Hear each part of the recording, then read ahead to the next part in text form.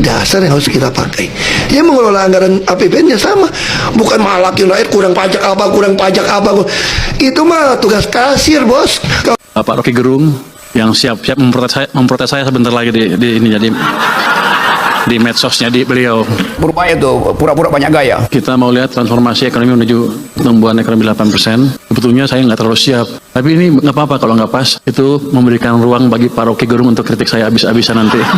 Kalau si Purbaya misalnya bilang, oke, 8% akan kita hasilkan. Iya, itu kalau departemen-departemen penghasil pertumbuhan itu, pertanian, perdagangan, industri segala macam itu tidak dipimpin oleh maling-maling politisi. Jadi gimana dia yang saya terangkan? Dia di kasir, mau ngatur kepala pabrik yang adalah ketua partai. Bagaimana bisa itu? Itu kan ya sebagai kepala pabrik dia datang untuk merampok. Nah, datang si kasir ini mau mengatur kepala pabriknya. Ya bisa dia yang dipecat kepala pabrik. Nah, kepala pabrik itu adalah politisi nyolong, politisi copet.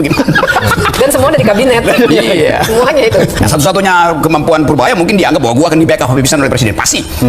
Kalau begitu ya kasih dia tambahan jabatan dong. Sebagai Menteri Keuangan dia merangkap Menko Ekonomi. Sebagai Menteri Ekonomi dia harus merangkap Menko Polhukam. Jadi supaya ini jalan dia mesti jadi super mister, bukan cuma itu. Kalau nggak dia tetap posisinya sebagai kasir. Ya nanti pasti dia frustrasi sendiri nanti. Karena mau gua 2 minggu lagi Purbaya frustrasi. Karena dia apa? Purbaya tuh pura-pura banyak gaya. Jadi saya mau ngeritik Pak Rocky Gerung sedikit. Dia sekarang ngeledekin Jokowi nggak ngapa-ngapain. Ini Pak. Kalau di sana kan dia berkuasa, di sini saya berkuasa. Jadi ini dipaksa intervensi langsung oleh presiden sampai ke sana. Jadi Presiden Jokowi itu berjasa buat kita, walaupun di sampingnya ada saya sih. Tapi setelah itu, nggak lama setelah itu diturunkan lagi seperti ini. Seret. Ini yang Anda rasakan berapa tahun 2003-2004 pertengahan sampai akhir itu ekonomi susah lagi, keluarlah Indonesia suram dan lain-lain. Bukan dari politik tapi dari ekonomi yang dibunuh penyebab utamanya. Jadi Pak Rocky mungkin sedikit belajar ekonomi lagi, Pak. Dia bilang kok resep betul segala macam tuh. Pak Jokowi dibilang oleh Rocky Gerung nggak berprestasi tuh. Ini prestasinya tuh. Saya mau ulangi sih yang dikatakan oleh Purbaya. Karena itu contoh pertama. Ketika seseorang dapat kedudukan yang istimewa untuk menyelenggarakan republik, dia mulai dengan membela rejim sebelumnya. Ini udah kacau si Purbaya nih kan. Apalagi dia katakan, ya ini buktinya grafik ini tadinya buruk, tapi setelah diintervensi oleh Pak Jokowi melalui Purbaya jadi baik itu. Iya, setelah diintervensi, bukan karena diintervensi. Logikanya udah salah itu. Jadi sesuatu yang disebut kesalahan post hoc ergo propter hoc. Sesuatu yang terjadi setelah ini, setelah yang sebelumnya, seolah-olah disebabkan oleh itu. Banyak faktor yang menyebabkan. Jadi puji-pujian itu yang kemudian dikritik publik. Pak Purbaya nggak begitu cara berpikir logikanya tuh. Anda bilang setelah diintervensi maka membaik, tapi bukan karena diintervensi. Beda itu. Sesuatu yang terjadi secara serial berbeda dengan sesuatu yang terjadi karena sebab akibat dengan kausalitas. Jadi itu yang seringkali kita kritik. Ini darurat logika kita jangan. Darurat logika. Tadi Purbaya apa sih katanya? Perpanjangannya? Ya pura-pura banyak gaya. Pura-pura banyak gaya. Gue seneng bisa ngelirik dia di sini. Soalnya Pak Rocky setiap itu saya lihat tuh pidato Anda itu menarik sekali, jadi saya ikutin ahli filsafat. Semua ide bagus itu dibatalkan langsung oleh fakta bahwa dari 100 orang Indonesia cuma 37 yang jujur. Itu indeks korupsinya begitu. Indeks korupsi itu 37. Cara bacaannya dari 100 cuma 37 yang jujur kan. Itu yang akan dilihat oleh investor yang lagi nongkrong minum kopi di Orchard Road di Singapura. Dia nggak peduli dengan mau agamawan kayak datang ke istana, mau nggak ada soal itu. Jadi itu soalnya. Sekarang pertanyaannya, apakah saudara Menteri Keuangan ini ada seorang ekonom? Bukan. Dia udah jadi menteri, maka dia jadi policy maker. Ya teman-teman, memang idealisme dari seorang Basuki Cahayapurnama atau Ahok tidak diragukan lagi teman-teman. Ya kita tahu bagaimana idealisme Ahok ketika menjabat sebagai Gubernur DKI Jakarta, dan bahkan Pak Ahok ini pernah bercita-cita jadi presiden. Nah kita lihat apa yang dikatakan oleh Ahok ya ketika menjadi Gubernur DKI Jakarta ya ketika dirinya jadi presiden. Nah, ini sangat menarik teman-teman, bahwa di sini dikatakan bila Ahok jadi presiden, gue periksa harta dan pajak anggota DPR. Nah, ini suatu terobosan baru sebenarnya kalau misalnya Pak Ahok ini menjadi seorang presiden teman-teman. Ini dia katakan di tahun 2014 bahwa ya kalau dia jadi presiden dia akan periksa harta dan pajak anggota DPR. Nah, ini adalah salah satu transparan yang diterapkan Ahok ketika menjadi pemimpin di negara ini teman-teman. Karena tentu harta dan pejabat dan pajak yang dibayarkan DPR itu harus diperiksa. Kenapa? Disitulah titik ya ketemunya ya adanya dugaan-dugaan korupsi. Apakah oknum anggota DPR itu melakukan tindakan yang tidak sesuai, atau memang dia memang benar-benar mendapatkan harta kekayaan dari ya hasil usahanya, kemudian dari gaji yang dia terima tiap bulan, tidak ada hal yang lain. Nah, ini adalah satu terobosan kalau misalnya. Halo teman-teman, kembali lagi bersama saya di channel ini. Teman-teman, kita telah menyaksikan sebuah cuplikan video yang begitu menarik teman-teman.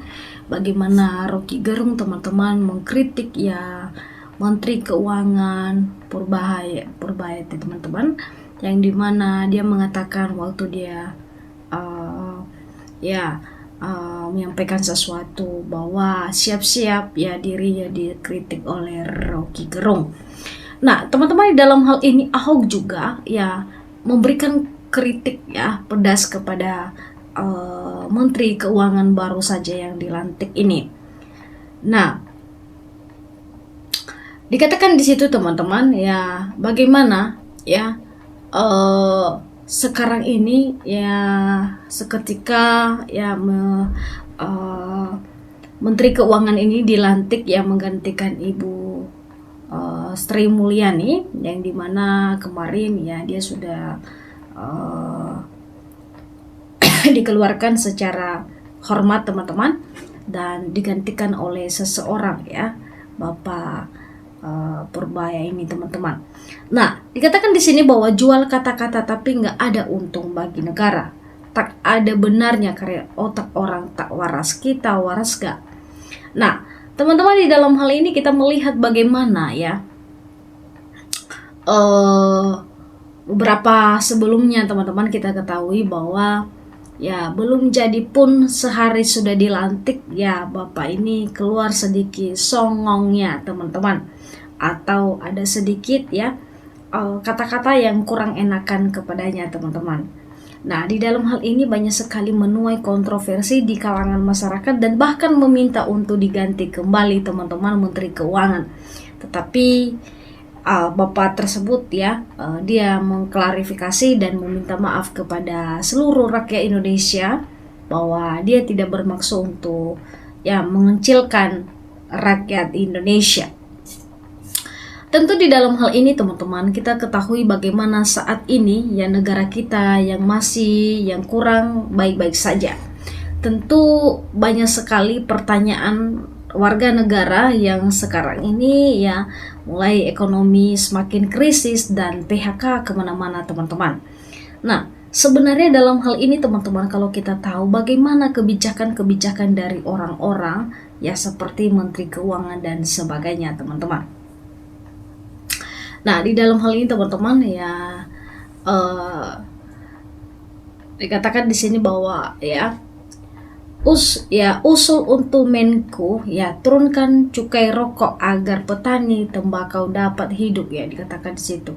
Ya, layakan dan rokok tanpa kecuali hilang di pasaran. Kreativitas cari pendapat negara. Jangan mata itu melotot ke rokok saja. Kesalahan Sri Mulyani jangan terulang bagi beliau, merokok tidak, kreatif pun tidak. Nah, dikatakan Ahok ya, dikatakan di sini yang jadi cawapres pasti Pak Anies dan Pak Purbaya. Ya, teman-teman, di dalam hal ini ya bagaimana juga ya memperhatikan bagaimana keadaan saat ini ya petani-petani teman-teman yang banyak sekali mengeluarkan kebutuhan sehari-hari di pasar-pasar, dan bagaimana untuk memantau hal itu teman-teman bisa secepat mungkin ya peningkatan ekonomi mereka ya dinaikin sedikit.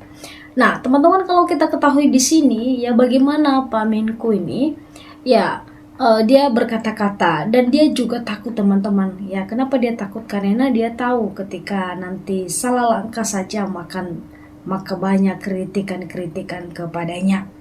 Nah, teman-teman, di dalam hal ini ya bagaimana juga kita melihat Ahok teman-teman. Ya, tentu Ahok ya memberikan kritikan-kritikan pedas kepada Bapak ini juga. Nah, di dalam hal ini teman-teman jangan lupa untuk di like, di komen, di subscribe teman-teman supaya teman-teman tidak ketinggalan channel selanjutnya, dan tetaplah ya untuk ditonton teman-teman. Sampai ketemu di channel selanjutnya.